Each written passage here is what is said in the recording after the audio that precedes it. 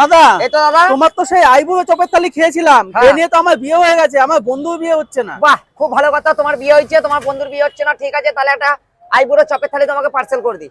আচ্ছা ঠিক আছে, পার্সেল করে দেবে, তার হ্যাঁ। আগে সাজিয়ে দেখিয়ে দাও কি ও কি থাকবে। সাজিয়ে দেখিয়ে দিতে হবে, খাটনি করালে এটা বেশ ঠিক আছে। এক প্লেট রাজকীয় ঘুগনি দিলাম। সেই 150 টাকায় নাকি 200 টাকা লাগবে? না 150 টাকায় দাদা, আমার দাম বাড়বে না। একটা চিকেন কাটলেট দিলাম, একটা ছোট চিংড়ি মাছের চপ দিলাম, একটা চিকেন স্যান্ডউইচ দিলাম, এটাকে বেড পকোড়াও বলে অনেকে, একটা ভেজিটেবিল চপ দিলাম, একটা ডিমের চপ দিলাম, একটা চিকেন পকোড়া দিলাম। এ তো প্লেট পুরো ভর্তি হয়ে গেল। ভর্তি হয়ে যাবে দাদা। এরপরে দিলাম একটা চিকেন আইপিএল টাওয়ার।